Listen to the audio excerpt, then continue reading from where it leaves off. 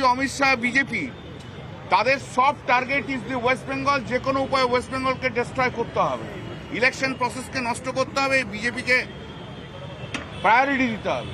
যার জন্য আধার কার্ড আজকে ক্যান্সেল করেছে এবং তার জন্য আমরা অনেকগুলো 11টা আমরা নাম রেফারেন্স দিয়েছি। সেই সব কার্ডগুলোকে ইলেকশন কমিশন ইলেকশনের সময় যেন ব্যবহার করা হয়, ভ্যালিডলি ট্রিট করা হয়। সেকেন্ড পয়েন্ট, ভেরি ইম্পর্টেন্টলি আমরা বলেছি কেন পশ্চিমবাংলায় ওয়ান ডে ওয়ান ভোট হবে না। কারণটা ওয়ান পোল হবে না কেন, একদিনে কেন হবে না? যদি ভারতবর্ষের অন্যান্য রাজ্যে বিজেপি যেখানে যেখানে রয়েছে সেখানে যদি রয়েছে, সেখানে যদি হয়, কেন পশ্চিমবাংলায় হবে না? আপনারা যা সিআইএসএফ দিয়েছেন, দরকার হলে তার 3 ডবল নিয়ে আসুন পশ্চিমবাংলায়, আমাদের কোনো আপত্তি নেই। কিন্তু একদিনে নির্বাচন করতে হবে। কেন একদিনে নির্বাচন করা হবে না? 6 থেকে 7টা ফেজে নির্বাচন করা হবে। শুধু প্রাইম মিনিস্টার নরেন্দ্র মোদী আর হোম মিনিস্টার অমিত শাহ তারা পশ্চিমবাংলায় বারবার আসবে, এসে ইলেকশন ক্যাম্পেনিং করবে তার জন্য? তাহলে লেভেল প্লেইং ফিল্ড কি করে হবে? লেভেল প্লেইং ফিল্ডে তো সমস্ত রকমের রাজনৈতিক বক্তব্য, রাজনৈতিক নেতাদের এক্সপোজার যেভাবে থাকার তাই যদি থাকে, তাহলে পশ্চিমবাংলার ক্ষেত্রে অন্য কেন হবে? শুধু নরেন্দ্র মোদীকে সুবিধা করে দেওয়ার জন্য, শুধু অমিত শাহকে সুবিধা করার জন্য, শুধু বিজেপির নেতাদের সুবিধা করার জন্য, শুধু ইডি সিবিআইকে সুবিধা করার জন্য, শুধু অনেক আরো দেখতেই পাচ্ছেন কারা কারা অনেক ষড়যন্ত্রের মধ্যে জড়িয়েছিল, তাদের সুবিধা করার জন্য 7টা পেজে ইলেকশন হবে। দরকার হলে আনুন, যা পুলিশ ফোর্স দরকার হবে আপনাদের, এটা আপনাদের অ্যাসেসমেন্ট, আপনারা করুন, আমাদের কোনো আপত্তি নেই। দরকার হলে 3 ডবল করুন, কিন্তু পশ্চিমবাংলায় একদিনে ইলেকশন করুন। নরেন্দ্র মোদীর সুবিধার জন্য, অমিত শাহর সুবিধার জন্য, অন্য কেন্দ্রীয় মন্ত্রীর সুবিধার জন্য, নাড্ডার সুবিধার জন্য, বিজেপি নেতাদের সুবিধার জন্য তারা বারবার আসবে, বারবার লোক আসবে, তাদের জন্য ইলেকশন 7টা ফেজে হবে, সেটার আমরা বিরোধিতা করেছি। নেক্সট ইম্পর্টেন্ট পয়েন্ট হচ্ছে সিআইএসএফ।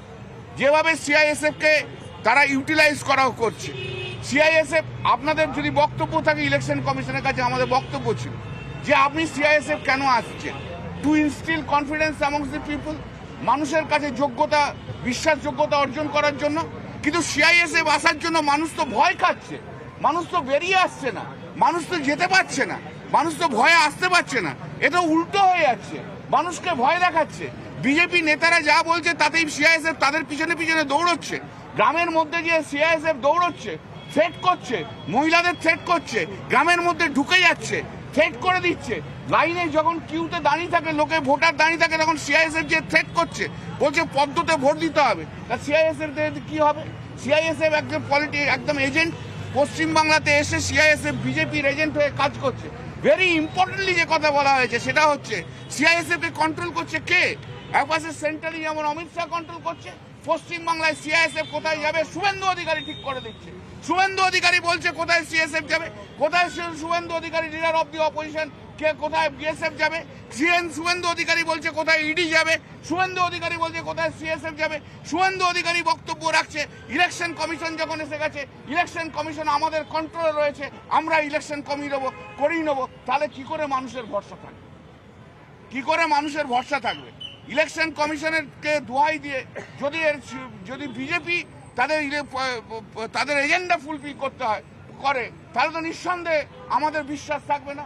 আমরা সব রকম কোঅপারেশন করতে রাজি আছি, আমরা করব, ইলেকশন কমিশন যা বলবে তাই আমরা করব। কিন্তু ইলেকশন কমিশনকেও ফেয়ার হতে হবে, ইলেকশন কমিশনকেও দেখতে হবে বিজেপির নেতারা যেন সিআইএসএফকে না কন্ট্রোল করে, বিজেপির নেতারা যেন বিএসএফ কমান্ডান্টকে না করতে পারে, বিএসএফ কন্ট্রোল করতে পারে। বিএসএফ এমনকি বিজেপি দেখতে হবে ইলেকশন কমিশনকে, আজকে যে জায়গাতে এসছে, ইডি সিবিআই শুধু নয়, বিচার ব্যবস্থার মধ্যে যদি কেউ থাকে যারা বিজেপির সঙ্গে যোগাযোগ রাখছে, তাদের কন্ট্রোল করতে পারছে কিনা সেটাও দেখতে হবে, সবকিছু দেখতে হবে তাদেরকে। আমাদের সেই জায়গায় আমরা বলেছি যে তারপরে যে ইডি সিবিআই, এই ইলেকশন শুরু হয়ে গেছে, এখন যাদের এতগুলো কেস হয়েছে ইডি সিবিআই, সেই ইডি সিবিআই এর কেসে একটাতেও ইডি সিবিআই কিছু কাজ করতে পারেনি, অ্যারেস্ট করে ঢুকিয়ে রেখে দিয়েছে, এখনো চার্জশিটে কগনিজেন্স পর্যন্ত নিতে পারেনি, ট্রায়াল তো ছেড়েই দিন, কিচ্ছু করেনি। তাহলে এখন শুধু পশ্চিমবাংলায় ইডি সিবিআই দৌড়ে বেড়াবে, আজ তো আমার কোনো ইয়ে থাকবে না, এই এখনই শুরু হয়ে যাবে, ধরো কল্যাণ ব্যানার্জিকে অ্যারেস্ট করো। আজকে ইলেকশন কমিশনে যে বলে এসছে, নরেন্দ্র মোদীর বিরুদ্ধে বলেছে, অমিত শাহর বিরুদ্ধে বলেছে, চলো ইডি সিবিআই লাগিয়ে দাও। তাহলে কোথায় থাকলো স্বাধীনতা? কি করে ইলেকশন হবে পশ্চিমবাংলায়? মানুষ ভোট দেবে কি করে? অপোজিশন ভোট দেবে কি করে? একটাই এজেন্ডা, সেটা বারবার আমরা ইলেকশন কমিশনকে বলেছি, বিজেপির একটাই এজেন্ডা, বিরোধী দলকে সবাইকে শেষ করো, ইডি সিবিআই দিয়ে শেষ করো, ইনকাম ট্যাক্স দিয়ে শেষ করো। এমনও ইলাস্ট্রেশন আমরা দিয়েছি যে শুভেন্দু অধিকারী বিধানসভার মধ্যে যে বিধায়ককে থ্রেট করেছিল, তার 24 ঘন্টার মধ্যে ইনকাম ট্যাক্স তার বাড়িতে যে রেড করেছে, কিচ্ছু পায়নি, 48 ঘন্টা ধরে রেড করেছে। এই জায়গা কেন হবে? কেন পশ্চিমবাংলায় এই জায়গা হবে?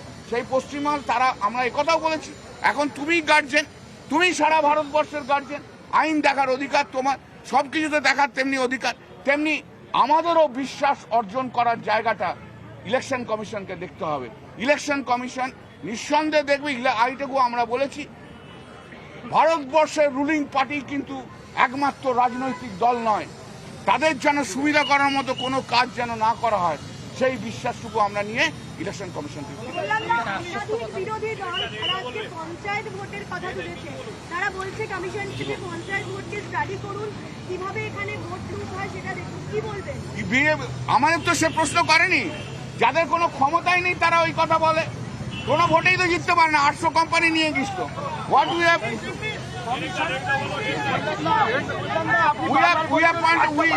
we met with the election full bench of the Election Commission of India, and our president Shri Subrata Bakshi, Derek O'Brien, opposition leader, and myself, all we have represented before the Election Commission. Number one point, we have said that so far the West Bengal is concerned, abruptly thousands and thousands other cards are being cancelled. Why not it is in other states?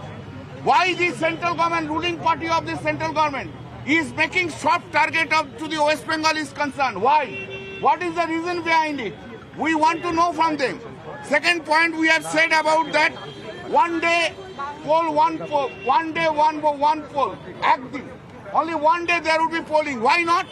Why in Gujarat you have not done it?